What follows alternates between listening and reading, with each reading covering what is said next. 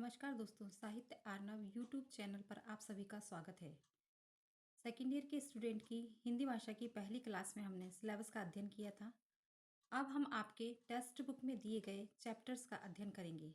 उससे पहले जो लोग चैनल से जुड़े हैं वो इसे सब्सक्राइब करें, बेल आइकन को प्रेस करें, जिससे आगामी क्लास आपको आसानी से मिलती रहेगी। ये आपकी टेक्स्ट बुक है जो आपकी स्क्रीन पे आपको दिखाई दे रही है। भाषा और संस्कृति, हम सभी यूनिट के चैप्टर इसी बुक से पढ़ेंगे। तो अब हम आते हैं फर्स्ट यूनिट के फर्स्ट चैप्टर श्रीमद् भगवद गीता का कर्मयोग। ये आपको स्क्रीन पे दिखाई दे रहा है। अगर आपको कम फॉन्ट दिखाई दे रहा है तो अपने अपने मोबाइल को रोटेट कर लीजिए ताकि आपको फॉन्ट साइज बड़ा दिखाई देगा। भारतीय ज्ञान परंपरा में गीता को महत्वपूर्ण स्थान प्राप्त है। यहाँ पर भारतीय ज्ञान परंपरा में किस ग्रंथ का महत्वपूर्ण स्थान है, ये प्रश्न बनेगा और इसका उत्तर होगा गीता।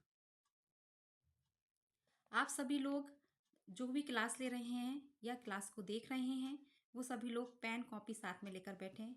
जो मैं आपको इम्पोर्टेंट बताऊंगी उसे नोट कर लें, इससे आपके शॉर्ट नोट्स तैयार हो जाएंगे। क्योंकि परीक्षा नज़दीक है इसलिए मैं आपको हर पार्ट के केवल महत्वपूर्ण बिंदु ही बताऊंगी, जिससे कम समय में आपकी तैयारी अच्छे से हो सके। अब यहाँ हमने पहला प्रश्न देख लिया है, भारतीय ज्ञान परंपरा का महत्वपूर्ण ग्रंथ कौन सा है। उत्तर आएगा, इसका आंसर हो गया गीता। भारतीय साहित्य में आरंभ से ही जिन मानवीय अथवा सामाजिक मूल्यों पर बल दिया गया है वे मूल्य किसी ग्रंथ विशेष में विश्लेषित हो, ऐसा विशेष ग्रंथ गीता ही है। प्रश्न है, मानवीय और सामाजिक मूल्यों पर बल देने वाला ग्रंथ है। इसमें भी आपका उत्तर गीता आएगा। नेक्स्ट, इतिहास चक्र में एक विशेष भूमि पर खड़े होकर स्वयं को जानने और साधने की पहल गीता ग्रंथ में है। यह प्रक्रिया कर्म के माध्यम से ही व्यक्त की गई है। प्रश्न बनता है, स्वयं को जानने और साधने की प्रक्रिया किस माध्यम से व्यक्त की गई है। उत्तर आएगा कर्म के माध्यम से। यह ग्रंथकार का विशिष्ट चिंतन है, लगभग एकांतिक धर्म की तरह दिया गया उपदेश जो महाभारत युद्ध के पूर्व श्री कृष्ण के द्वारा अर्जुन को दिया गया। यहाँ पर पहले हम देखते हैं भगवत गीता का परिचय। ये परिचय हमें कहाँ मिलता है? ये परिचय हमें मिलता है महाभारत में। प्रश्न बनता है, भगवत गीता का उल्लेख किस में मिलता है हमको? तो उत्तर आएगा आपका महाभारत में। अगला प्रश्न है, गीता में कर्म का उपदेश किसने किसको दिया? किसने किसको दिया? श्री कृष्ण के द्वारा अर्जुन को दिया गया उपदेश है। इसी में से अगला प्रश्न बनेगा, श्री कृष्ण ने अर्जुन को उपदेश कब दिया? कब दिया था? महाभारत युद्ध के पूर्व। महाभारत युद्ध होने से पहले श्री कृष्ण ने अर्जुन को जो उपदेश दिया था वही गीता के रूप में समाहित है। महाभारत के शांति पर्व 348/8 में संकेत मिलता है। किस चीज का संकेत मिलता है? गीता का। प्रश्न है, गीता के उपदेश का संकेत कहाँ मिलता है? इसका उत्तर हो जाएगा महाभारत के शांति पर्व के 348वें अध्याय के 8वें श्लोक में संकेत मिलता है। गीता का आरंभ ऐसे ही वाक्य से होता है, धर्म क्षेत्रे कुरुक्षेत्रे समवेता युयुत्सवा। यहाँ पर प्रश्न बनता है कि गीता का आरंभ किस शब्द से या किस वाक्य से हुआ है। जहाँ वाक्य पूछा जाएगा वहाँ आपको धर्म क्षेत्रे कुरुक्षेत्रे इस तरह का इतना इतना हिस्सा दे दिया जाए या केवल धर्म क्षेत्र लिख दिया जाए, अलग अलग शब्द दे दिए जाएंगे। धर्म क्षेत्रे कर्मण्येवाधिकारस्ते, इनमें से किससे गीता का प्रारंभ हुआ है? तो वहाँ आपको धर्म क्षेत्र लगाना है। धर्म क्षेत्रे कुरुक्षेत्रे समवेता युयुत्सवा माम कहा पांडवश्चेव किम कुर्वत संजय। अर्थात युद्ध करने की इच्छा से एकत्र हुए मेरे और पांडु के पुत्रों ने क्या किया? क्या किया, यह ध्येय वाक्य है। प्रश्न बनता है कि गीता का ध्येय वाक्य क्या है? तो इसका उत्तर हो जाएगा क्या किया। गीता का ध्येय वाक्य जो है वह क्या किया है। इसमें एक और प्रश्न बनता है, यहाँ पर है कृष्ण अर्जुन के सारथी थे। तो अर्जुन के सारथी कौन थे? कृष्ण थे। नेक्स्ट आते हैं, गीता में 18 अध्याय हैं, 700 श्लोक हैं। ये संस्कृत भाषा में लिखा गया है। ये मोस्ट इम्पोर्टेंट है। प्रश्न है, गीता में कितने अध्याय हैं? 18 अध्याय हैं। कितने श्लोक हैं? 700 श्लोक हैं। और किस भाषा में लिखा गया है? यह संस्कृत भाषा में लिखा गया है। अगला है, मोक्षदा एकादशी को अर्थात मार्गशीर्ष मास के शुक्ल पक्ष की एकादशी को गीता जयंती मनाई जाती है। इसका पारायण भी होता है। पारायण मतलब होता है कि पाठ भी होता है। अब यहाँ प्रश्न है कि गीता जयंती कब मनाई जाती है? इसका उत्तर दो तरीके से हो सकता है। या तो उसमें मोक्षदा एकादशी दिया होगा आंसर में, तो आप मोक्षदा एकादशी को टिक करके आएंगे। यदि मोक्षदा एकादशी नहीं दिया है तो वहां देंगे मार्गशीर्ष मास के शुक्ल पक्ष की एकादशी, तो वहां पर आप इसको टिक करेंगे। मोक्षदा एकादशी या मार्गशीर्ष मास के शुक्ल पक्ष की एकादशी को गीता जयंती मनाई जाती है। अगला प्रश्न ये भी हो सकता है कि इसका पारायण कब किया जाता है? वह भी मोक्षदा एकादशी को ही किया जाता है।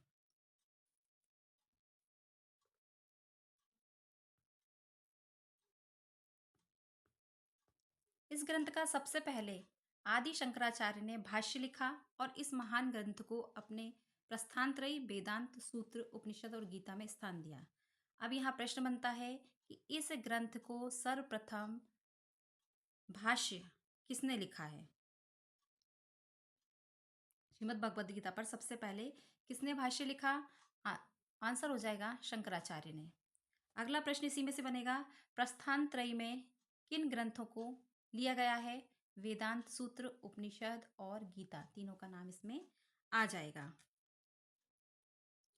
जहां जीव और ब्रह्म के संबंधों पर विस्तार से चर्चा की गई है। जहां से मतलब है कहाँ? गीता में। तो प्रश्न बनेगा, गीता में किसके संबंधों पर विस्तार से चर्चा की गई है? उत्तर होगा जीव और ब्रह्म के संबंधों पर विस्तार से चर्चा की गई है। गीता में वर्णित योग और कर्मयोग, गीता में 18 योगों की चर्चा की गई है। प्रश्न, गीता में वर्णित योग और कर्मयोग में सबसे अंतिम कौन सा है? कर्मयोग का कौन सा नंबर है? और कितने योगों की इसमें चर्चा की गई है? तो पहला प्रश्न ये बनता है कि गीता में कितने योगों की चर्चा की गई है? तो इसका उत्तर होगा 18। कर्मयोग कौन सा है, कौन से नंबर पर है? तीसरे नंबर पर। इसका सबसे अंतिम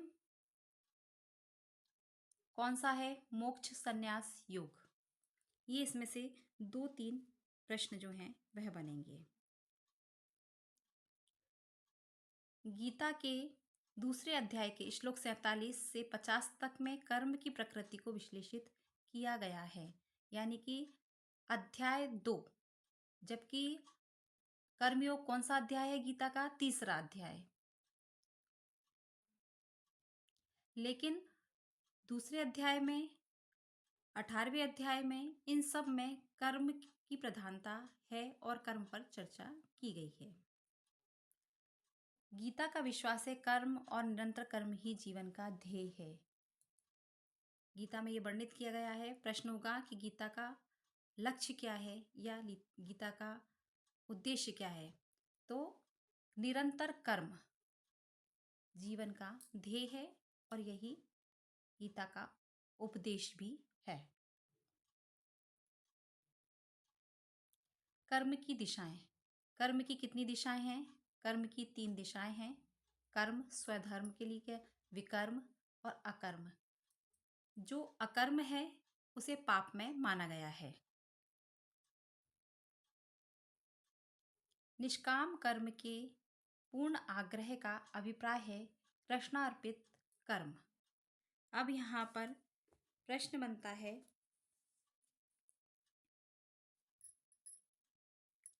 कि निष्काम कर्म के पूर्ण आग्रह का अभिप्राय क्या है? तो इसका उत्तर हो जाएगा कृष्ण अर्पित कर्म। आपके जो भी छोटे छोटे से प्रश्न हैं वह पाठों में से ही आएंगे, अतः जो बताए जा रहे हैं उनको आप अच्छे से ध्यान देकर एक दो बार पढ़ लेंगे तो आपके ज़्यादातर प्रश्न के उत्तर सही हो जाएंगे। 18वें अध्याय के अंत में यह स्पष्ट होता है कि अज्ञान जनित मोहों को नष्ट करना ही जीवन का उद्देश्य होना चाहिए। अब 18वां अध्याय कौन सा था? हमने देखा था कि 18वां अध्याय कौन सा है? मोक्ष या संन्यास योग। उसके अंत में क्या लिखा है कि अज्ञान जनित मोहों को नष्ट करना जीवन का उद्देश्य होना चाहिए। तो जीवन का उद्देश्य क्या होना चाहिए? अज्ञान जनित मोह को नष्ट करना। गीता का लक्ष्य क्या है? गीता का लक्ष्य भी यही है, अज्ञान जनित मोहों को नष्ट करना। कर्म में गीता में कर्म के कितने भेदों पर चर्चा की गई है? गीता में कर्म के 3 भेदों पर चर्चा की गई है। 3 भेद कौन कौन से हैं? सत, रज, तम। 18वें अध्याय के 23, 24, 25वें श्लोक में यह स्पष्ट किया गया है। यानी कि गीता के में जो कर्म भेद की चर्चा की गई है वह 18वें अध्याय के 23वें, 24वें, 25वें श्लोक में सत, रज, तम कर्म के ये 3 भेद बताए गए हैं। कर्म नियमित है और जो आसक्ति, राग का द्वेष से रहित होकर कर्म फल की चाह के बिना किया जाता है वह सात्विक कर्म है। प्रश्न है, सात्विक कर्म किसे कहते हैं या सात्विक कर्म क्या है? निष्काम कर्म ही आपका सात्विक कर्म कहलाएगा। जो कार्य अपनी इच्छा पूर्ति के निमित्त प्रयास पूर्वक एवं मिथ्या अहंकार भाव से किया जाए वह राजसिक कर्म की परिधि में आएगा। जहाँ पर अपनी अहम की पूर्ति के लिए कार्य किया जाएगा वह राजसिक हो जाएगा। बाहर से अनासक्त होता है और स्वयं के लिए कार्य करता है वह तामसिक कर्म की श्रेणी में आता है।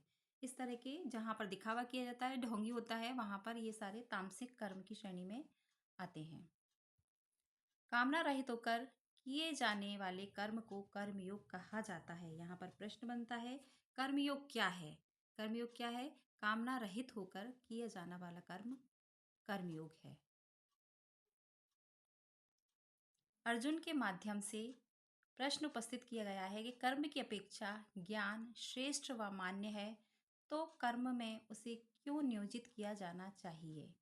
अर्जुन ने यह प्रश्न किया था कि ज्ञान श्रेष्ठ भी है और मान्य भी है, लेकिन वह कर्म द्वारा ही निर्धारित होता है, ऐसा क्यों है? तो यहाँ पर गीता में जो कृष्ण ने उपदेश दिया उसमें कर्म को ही प्रधान बताया है कि कर्मण्येवाधिकारस्ते माँ फलेषु कदाचन। ईश्वर को प्राप्त करने का मार्ग ही कर्म है। सत्कर्म ईश्वर प्राप्ति का मार्ग है। इस प्रकार गीता कर्म योग के माध्यम से निष्काम कर्म का संदेश देती है। ये आपका ये पाठ कंप्लीट हो गया। आइए अब हम इसके जो ओटी हैं वो वह देख लेते हैं कि कैसे हैं। गीता के आरंभिक श्लोक के शब्द हैं, हमने अभी पढ़ा, धर्म क्षेत्रे कुरुक्षेत्रे। इस पे गीता संवाद ग्रंथ है, चूंकि यह है दो लोगों के बीच में संवाद के रूप में इसकी रचना हुई है। तो ये संवाद किस किस के बीच में है? कृष्ण और अर्जुन के बीच में है। गीता के अध्यायों की संख्या अभी हमने पढ़ी 18 अध्याय हैं। गीता में सर्वमान्य श्लोकों की संख्या 700 है। गीता का प्रथम भाष्य किसने लिखा? शंकराचार्य ने लिखा। गीता में कितने प्रकार के योगों की चर्चा की गई है? 18 योग हैं। तीसरा कर्म योग है और 18वां मोक्षदा संन्यास योग है। गीता का लक्ष्य क्या है? अब भी हमने पढ़ा कि गीता का लक्ष्य है अज्ञान जनित मोह को नष्ट करना, यही गीता का लक्ष्य है। ये आपका ये चैप्टर कंप्लीट हो गया है।